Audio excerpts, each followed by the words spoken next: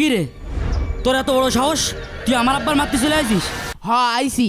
আমার আব্বা এই গ্রামের একমাত্র হাজি, আর তুই আমার আব্বার মারতে লাঠি নিয়ে চলে আসিস? কি রে মাহমুদ, বিষয়টা কি? তোর ছেলে আমার মারার জন্য লাঠি নিয়ে বাড়ি পরে চলে আসলো, তুইও সাথে। আমি তো কিছু বুঝতে পারছি না। তা বুঝবা কেন?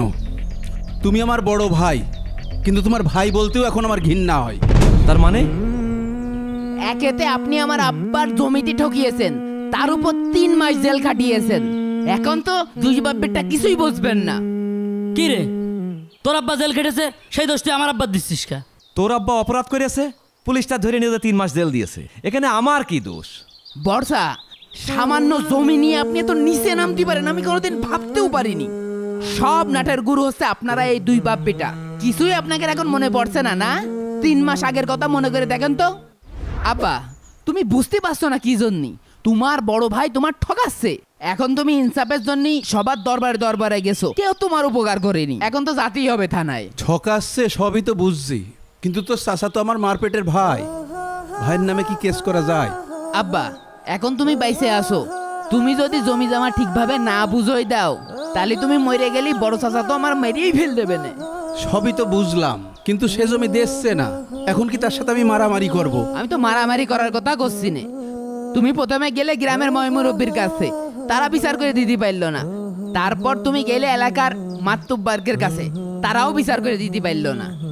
এখন আত্মীয় স্বজনকে দেখলে তারাও বিচার করে দিতে পারলো না, তারাও ইনসাফ করতে পারলো না। এখন একমাত্র থানা আছে, পুলিশ আছে, তাদের কাছে যাই বিচার চাইতে হবে। তুমি আর কথা বাড়িও না, চলো আব্বা, চলো চলো।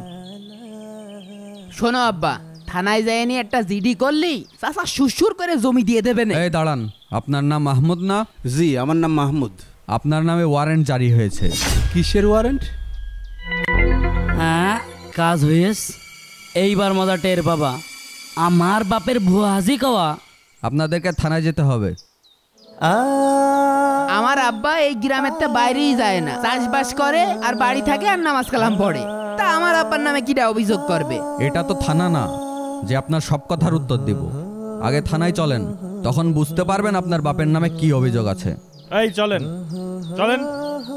আব্বা, তোমার কইলাম না ভালো মানুষের ভাত নেই। যাও থানায় যাও, 14 শিকের ভাত খেয়ে এইবার মজা বুঝবা। এই দেখো, দেখেছো তোমার নামে কিটা কেস কই দিয়েছে। যাই আপনার কাছে খবরটা দিয়ে আসি। তুমি আমার বড় ভাই, জমির ভাগ তো ঠিক মতো দিলেই না, আবার 3 মাস জেল খাটাইলে। কাজটা কি ঠিক করলে? আমি যা করেছি একদম ঠিক কাজ করেছি। এই আমি কি অন্যায় কাজ করেছি রে? আব্বা রেখে গেছে 50 শতক জমি, আমি 25 শতক নিছি, তোর 25 শতক দিছি, এখানে অন্যায়টা কনে? আমার আব্বা তো ঠিক কাজই করেছে। তোর বাপ 25 শতক জমি পাবে, 25 শতক জমিই বুঝিয়ে দিয়েছে। কিন্তু তোর আব্বা তো নেমো খারাম। তোর আব্বা কি করলাম, গ্রামে যত মাতব্বর আছে বাড়ির পর ডেকে নিয়ে এসে আমার আব্বার মান সম্মান হানি করলো। আমার আব্বা একজন হাজি মানুষ, তার মান সম্মান নেই।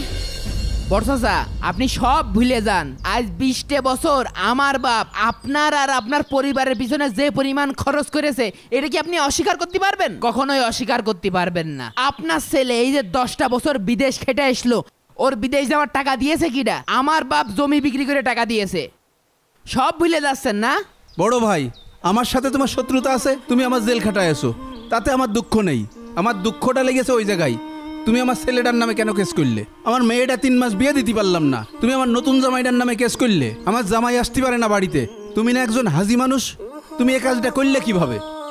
কেস করেছি, সঠিক কাজ করেছি, 100 বার করবো। তোর জন্য আমি কোনো জায়গায় যেতে পারি না, আমি মসজিদে যেতে পারি না, আমি বাজারে যেতে পারি না, আমি রাস্তা দিয়ে হাঁটতে পারি না। সবাই আমার ভুয়া হাজি ভুয়া হাজি কয়। কেস করবো না তো কি করবো? আমি কি আঙুল চষবো? তোর জমি তোর আমি বুঝে দিছি না। গ্রামের লোকজন আপনার যে ভুয়া হাজি কয়, সে তো আপনার দোষেই কয়, এমনি এমনি কয় নাকি? আপনি মসজিদের মেম্বারে উঠে কি কথা কন? আপনি মানুষের ইনসাফ শিখান। আপনি আপনার ভাষাতে ইনসাফ করেছেন, ইনসাফ শিখান। এই ইনসাফ করিনিটা কি করেছে রে? তোর আব্বা 25 শতক জমি পাবে, তোর আব্বার বোঝাই দিইনি, তারপরে তোর আমার আব্বার ভুয়া হাজি কইস। এই তোরা যে দুই বাপ বিটা এত বড় বড় কথা করছিস, তোর বাপ কি করেছে? কি করেছে? আমার আব্বা দিয়েছে মাঠের মধ্যে 25 শতক, আর তোর বাপ এই টাকায় রাস্তার পাশের 25 শতক নিয়েছে। তাই রাস্তার পাশের জমি আর মাঠের জমি কি এক? মাঠের জমি শতক হচ্ছে 50,000 টাকা করে, আর রাস্তার পাশের জমি হচ্ছে 3 লাখ টাকা করে শতক। এইটা ইনসাফ না? ওই হইলো, তোর বাবা আমার 15 বছর ছোট, তো দাদা মরার পরে তো তোর বাপের মানুষ করেছি, তার বিয়ে শাদী দিছি, তোরা হয়েছিস, আর আমার হচ্ছে 4টে ছেলে, আর তোরা হচ্ছে একটা ভাই একটা বোন, একটু কম বেশ হলে কি হয়ে আছে? বিরাট একেবারে পাই টু পাই বুঝে নিতে আছে। তোমার ছেলে বিলে বেশি বলে তুমি রাস্তার পাশে জমিটা নিবা, আর আমার ছেলে বিলে কম বলে আমার বিলির মধ্যে জমি দিবা, এটা তোমার কিরাম ইনসাফ হইলো? বড় চাচা, আমার আব্বা সারাটা জীবন আপনাদের পরিবারের জন্য করতে আমাকে জন্য কিছু করতে পারিনি। এমনিতেই আমার আব্বা খুব অসুস্থ, হার্টে 2টো রিং পড়ানো রয়েছে, সামনের মাসে ইন্ডিয়ায় নিয়ে যেতে হবে, অনেকগুলো টাকা লাগবে। আমি ওই অত কথা বুঝতে পারছি না, রাস্তার পাশে জমিটা আমাকে হিসেব করে আমাকে বুঝিয়ে দেন। তুই যত কথাই কইস না কে, এখানতে 1 ইঞ্চি জায়গা তোর বাপের আমি দেবো না, তাতে তোর বাপের বুকের মধ্যে রিং পরাক আর ইঞ্জিন লাগাক, তাতে আমার কিচ্ছু যায় আসে না। এই চল। শোনেন, আপনি মরে গেলেই ওই 3.5 হাত জায়গায় লাগবে না, এর চেয়ে বেশি নিয়ে যেতে পারবেন না নে। এই যে জায়গার বড়াই করছেন না, এই যে আমার আব্বা জমি দিলেন না, আশা দেওয়ার দরকার নেই, জমি ছেড়ে দিলাম, কালকে আমাদের ময়দানে আল্লাহর কাছ থেকে জমি বুঝে নিবানে। আব্বা চলো, এর সাথে কোনো সম্পর্ক নেই, চলো।